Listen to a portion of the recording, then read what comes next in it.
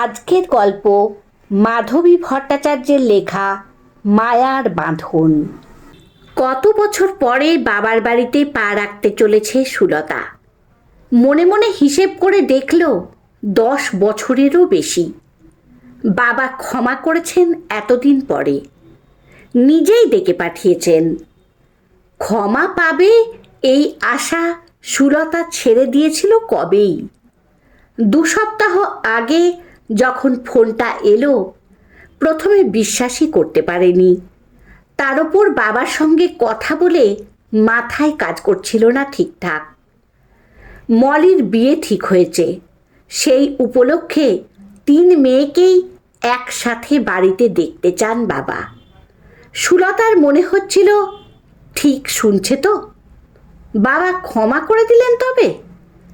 এতদিন পর এও কি সম্ভব? দৌড়ে গিয়ে মলয়কে খবরটা দিয়েছিল। উত্তেজনায় হাঁপাতে হাঁপাতে চোখ মুখ লাল করে বড় বড় চোখে বলেছিল, বিরাট এক কাণ্ড হয়েছে। বলো তো কি? সুলতার মুখের দিকে তাকিয়ে অবাক হয়ে মলয় বলেছিল, কি এমন হলো যে তোমার মুখ চোখের চেহারা এমন হয়ে গেল? বাবা বাবা আমাদের ক্ষমা করে দিয়েছেন, বাড়িতে যেতে বলেছেন। মানে? চমকে উঠেছিল মলয়। মলির বিয়ে ঠিক হয়েছে, বাবা ফোন করেছিলেন এই একটু আগে। আমরা কেমন আছি জানতে চাইলেন, তারপর বাড়ি যেতে বললেন। সুলতার চোখে খুশি উপচে পড়ছিল। বলো কি? মলয় অবাক। তাই তো, আমিও তো বুঝতে পারছি না, হঠাৎ বাবা এমন নরম হয়ে গেলেন কি করে? যাই হয়ে থাকুক, কত ভালো হয়েছে বলো। কতদিন পর আবার বাড়িতে যেতে পারবো, পলি মলিকে দেখতে পাবো। কি যে ভালো লাগছে, বালিকার উচ্ছ্বাসে বলল সুলতা। মলয়ের কিন্তু একেবারেই ভালো লাগছিল না। শ্বশুরমশাইকে পছন্দ নয় ওর।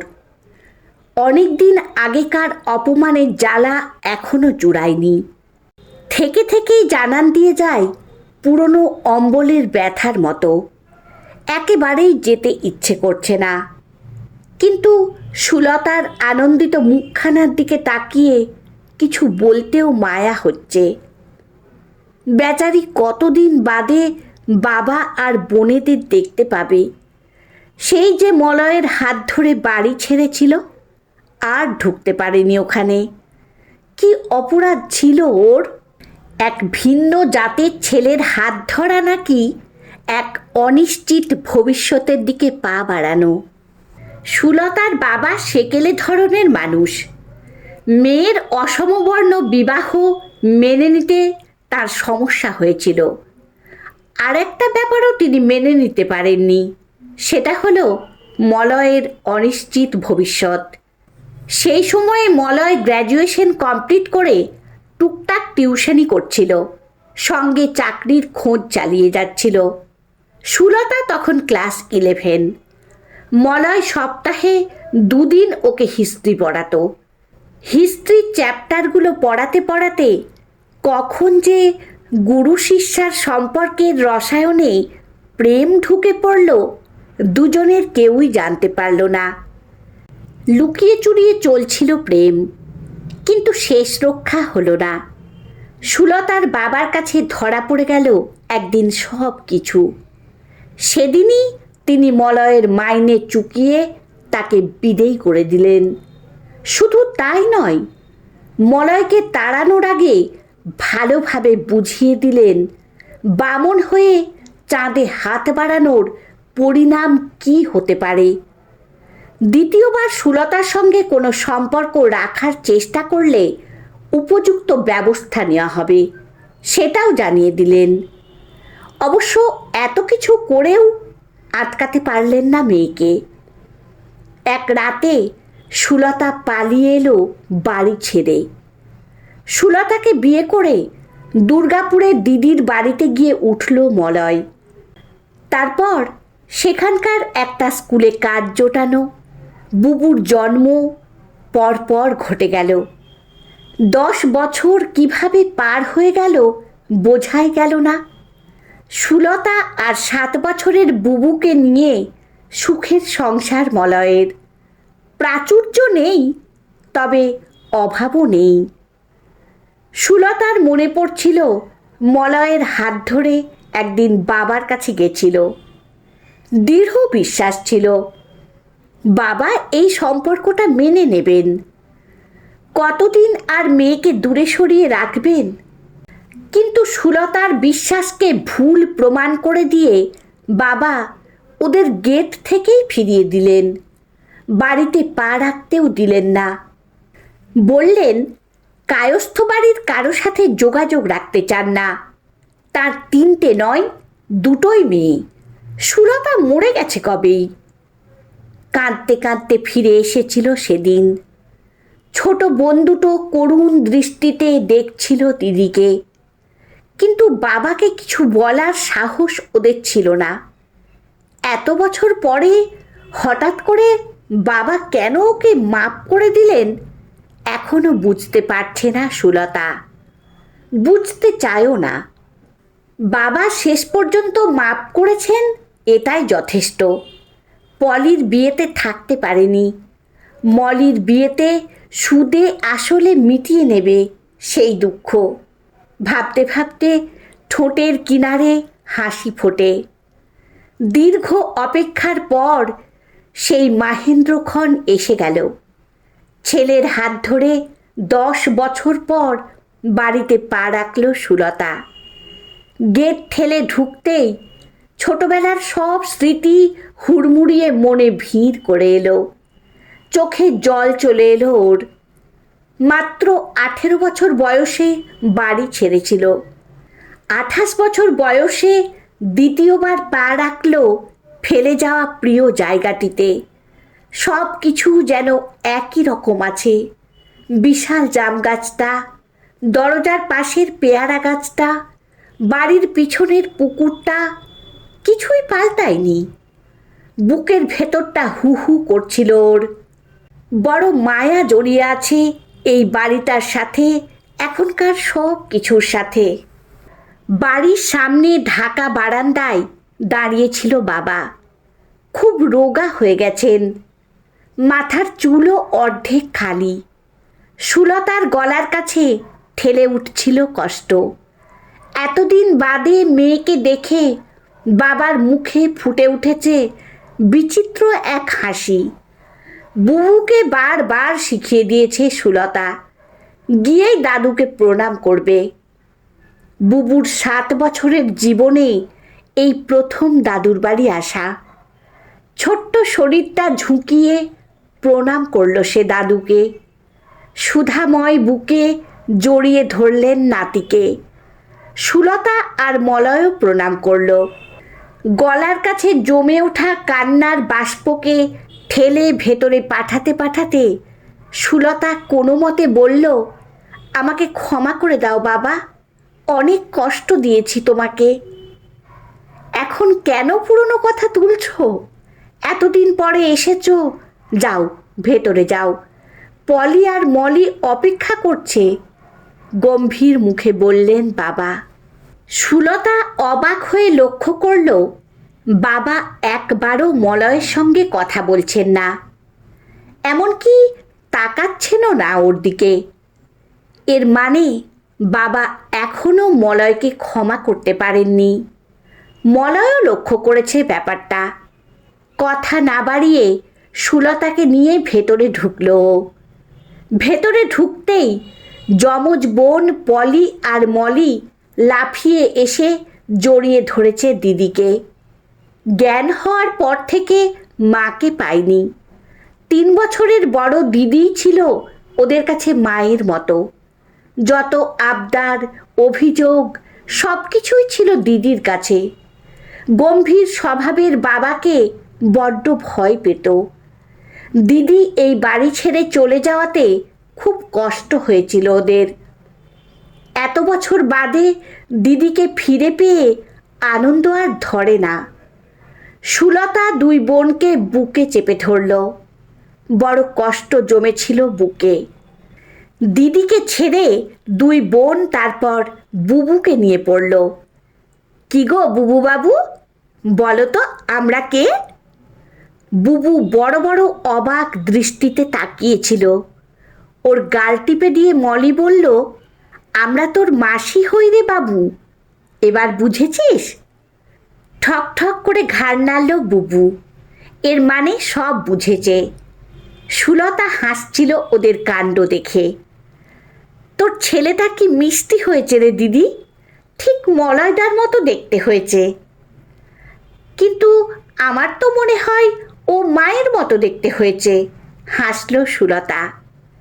দূরে দাঁড়িয়ে সব দেখছিলেন সুধাময়। তিনিও লক্ষ্য করেছেন নাতি অবিকল দিদিমার মতো হয়েছে। দু চোখ জলে ভরে এলো তার। এতদিন ধরে এদেরকেই দূরে সরিয়ে রেখেছেন। কিন্তু কি করবেন, মেয়েকে ক্ষমা করে দিলেও জামাইকে যে এখনো কিছুতেই ক্ষমা করতে পারছেন না। এই ছেলের জন্যই তার মেয়ে ঘর ছেড়েছিল। ভাবতেই ভেতরে ভেতরে শক্ত হয়ে যাচ্ছেন। তাদের বংশে আজ পর্যন্ত যে অনাচার হয়নি, এই ছেলের জন্য সুলতা সেই অনর্থই করেছে। কি করে ওই ছেলেকে মাপ করবেন? দুপুরে দুই জামাই, শ্বশুর আর নাতি একসাথে খেতে বসা হলো। তিন বোন মিলে পরিবেশনের কাজে হাত লাগালো। বুবু একেবারে দাদুর কাজ ঘেঁষে বসেছে। এতদিন বাদে একজন রেডিমেড দাদু পেয়ে সে বেজায় খুশি। একবারও এই দাদুকে কাছছাড়া করতে রাজি নয়। বুবুর মুখের দিকে তাকিয়ে মায়ায় বুকটা ভরে যাচ্ছে সুধাময়ের। অদিতির মুখটা যেন কেটে বসানো ওর মুখে। সস্নেহে ভাত মেখে মেখে নাতিকে খাইয়ে দেন তিনি। না, আর কাছছাড়া করবেন না এদের। কিন্তু মূর্তিমান উপদ্রব জামাইয়ের মুখের দিকে তাকালেই মেজাজ খারাপ হয়ে যাচ্ছে। ছেলেটা হ্যাংলার মতো গপ গপ করে খাচ্ছে। রোষ কষায়িত নয়নে মলয়ের দিকে তাকিয়ে থাকেন সুধাময়। সুলতা খেয়াল করছিল মেজ জামাইকে এটা সেটা খাও বলে সাধাসাধি করলেও মলয়ের ব্যাপারে বাবা একেবারেই উদাসীন। একটা কথাও বলছেন না। সুলতা জানে মলয় শুধু ওর মুখের দিকে তাকিয়েই এই অপমান সহ্য করছে। কেন বাবা এখনো মলয়কে মাপ করতে পারছেন না? কি অপরাধ ওর? সুলতা ওর সাথে পালিয়ে গেছিল নিজের ইচ্ছেই। সেও তো সমান অপরাধে অপরাধী। বাবা ওকে মাপ করে দিলে মলয়কে কেন পারবেন না? খাওয়া দাওয়ার পর বাবা ব্যস্ত হয়ে উঠলেন মেজ জামাইয়ের বিশ্রামের ব্যবস্থা করতে। সামনেই বসে থাকা মলয়কে সম্পূর্ণ উপেক্ষা করে পলির বর ভাস্করকে বারবার করে বলতে লাগলেন, যাও একটু রেস্ট নাও গিয়ে, বড় ঘরটায় বিছানা করে দেওয়া হয়েছে তোমার। মলয় বোকার মতো বসে রইল সোফাতে। অপমানে ওর মুখ কালো। ভাস্করের চেহারায় অস্বস্তি। পলি আর মলি বুঝতে পারছিল বাবা ইচ্ছে করে মলয়দাকে অপমান করছে। খারাপ লাগছিল ওদের দিদির জন্য। সুলতা বুঝতেই পারছিল না বাবা কি করে মলয়ের সঙ্গে এত খারাপ ব্যবহার করছে। মনে মনে ঠিক করল এটা আর চলতে দেওয়া যায় না।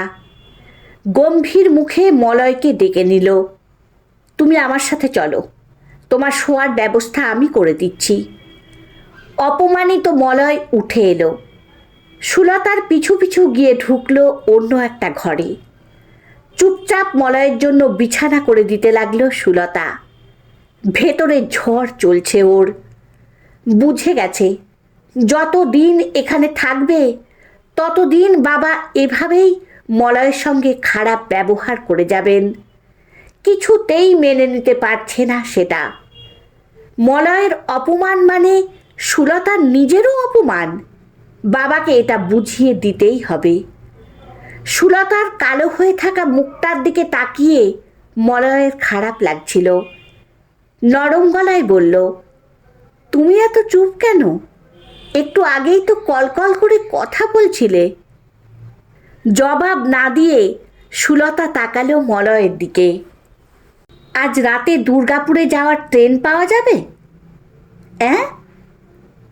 হ্যাঁ, সে তো যাবে, কিন্তু কেন? মলয় আকাশ থেকে পড়েছে। আজই ফিরে যাব আমরা, থমথমে গলায় বলল সুলতা। মলির বিয়েতে থাকবে না?